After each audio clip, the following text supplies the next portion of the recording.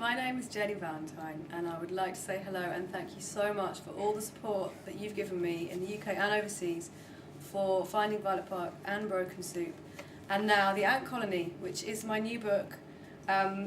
It's set in a house in Camden where I used to live, and I got the idea to write the book because I walked past a girl in a doorway in Oxford Street, and she was wearing black and the doorway was black, and all you could see was her skin and her face and her hands, and she looked like a painting, and I knew I needed to put her in a book, and here it is. I'm going to read a piece from chapter 3.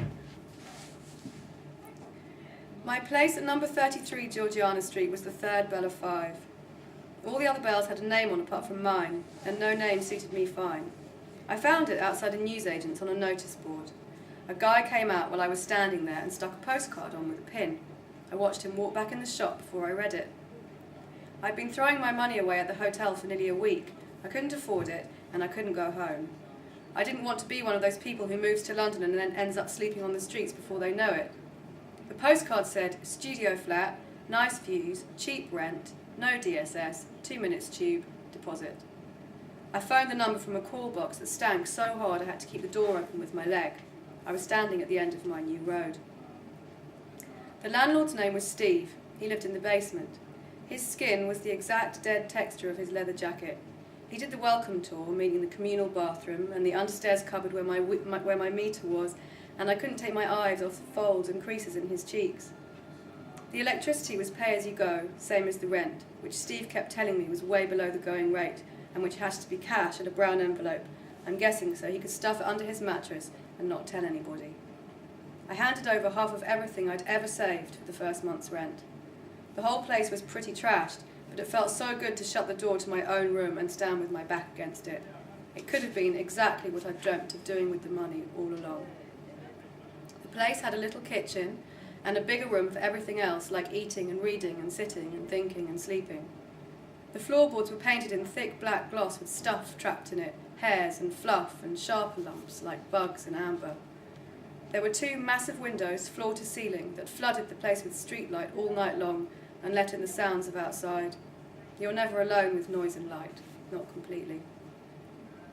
From my windows I could see straight into other windows, then across the pattern of rooftops and into the tower of a Greek Orthodox church and down onto the street below.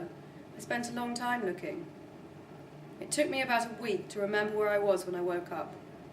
On the first day I cleaned the flat. I found a folded up note between the floorboards that said, "Please let me stay in this house forever, please let me, please." The handwriting was small and spiky and distinctive, all the words joined together like one long word. I closed it up and put it back where I found it, and I felt sorry that whoever wrote it didn't get what they wanted. I felt sorry for them that I was there instead. When everything was clean, I unpacked my bag, which took all of 10 seconds. 2 t-shirts, 3 pairs of socks, a spare pair of jeans, toothbrush, toothpaste and soap, a spare jumper, the school uniform I'd taken off, the shell of my phone, and 2 unreadable books which belonged to Max and should have been given back a long time ago. On the second day, I hung blankets on the windows, but they kept falling down, so I gave up and learnt how to live in a goldfish bowl without caring like everyone else. On the third, I worked out how to use the little oven. Someone else's cooking burned off the red elements and filled the room with hot, damp smoke. On the fourth, someone upstairs had a domestic in the dark hours of morning. Things kept falling past my windows onto the road below. Clothes float with grace and land silently, while cutlery is more chaotic.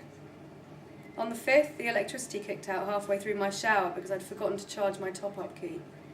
On the sixth, I walked in on somebody in the communal bathroom. They were just a shadow behind a curtain, but they were shouting. On the 7th, I ate toast and cream of tomato soup for the 4th time that week, and I thought about home and how I could never go back there. On the 8th day, it was raining. I watched the puddles growing on the road. Why did it make me think about me and Max staying late at school? I didn't want it to. It was the rain and the books by my bed that did it. I really hope you like it, and I hope you give it a try.